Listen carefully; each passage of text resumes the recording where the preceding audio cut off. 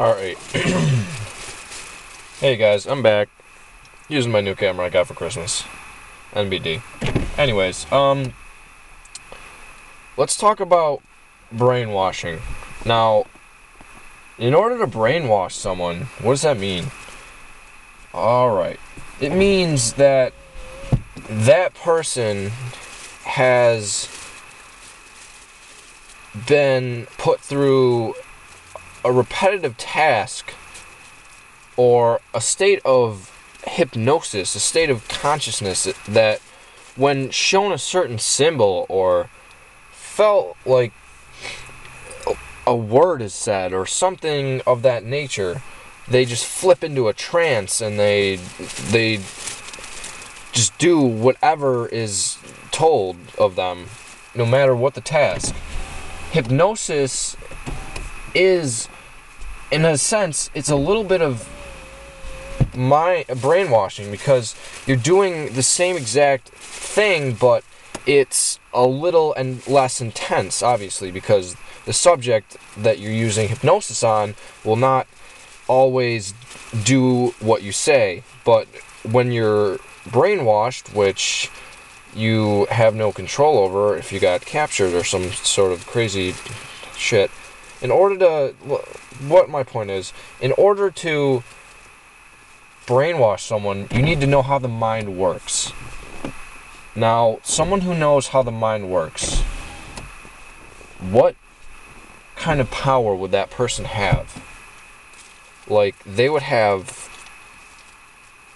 the world at their hands, because they know how the mind works, they know what the mind does, they know how things are, basically. Like, they know the true nature of things. There is no blindfold, there is no lies. They know everything. So, if you're brainwashed by someone that knows, in the first place, how the mind works. In order to find out how the mind works, you have to dive deep within yourself first. You have to figure out how you work. What do I mean by that? You need to think about why you think about things. You need to feel your body. Watch what you put into your body. The food that you eat, it changes your moods. It affects you. It affects everything in your body. Diseases come from somewhere. Your body reacts to what you do to it.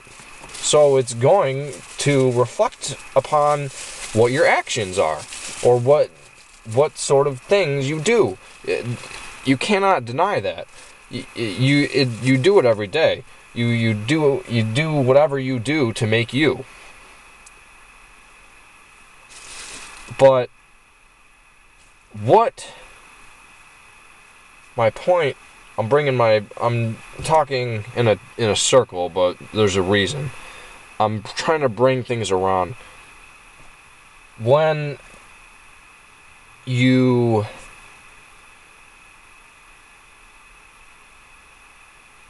put yourself in a state of kind of relaxation or hypnosis, you could say, you can use this state to program yourself. Like, let's say I said a word, and every time I said a word, I would do something. Like, I'd move my arm upwards. After a while, you would start to do it just naturally. Now, what is this? This is the Pavlovian response. That's a Pavlovian response. You ring a bell, you give a dog meat. The dog, after a while, you ring a bell, the dog's mouth will start to salivate because the mouth is getting ready to eat the meat.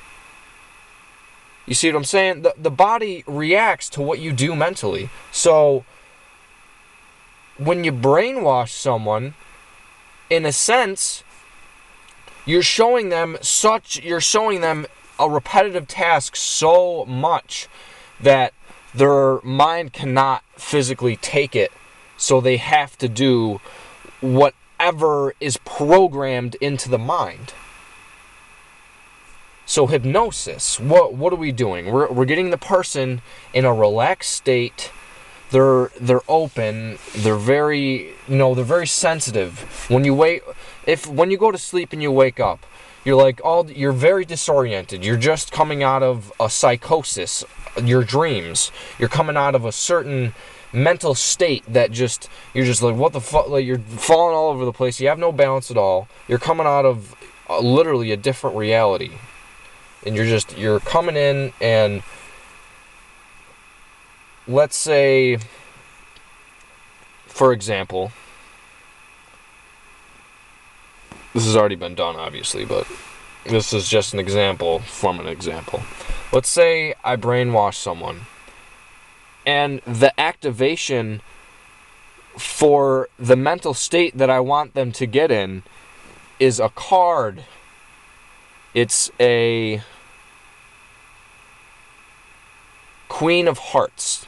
Every time he is shown this specific certain card from this deck, it can only be this deck, and it has to be a certain suit, it has to have a certain mark on it, and when he sees this, he will do whatever task was programmed into him, or he'll do whatever you say.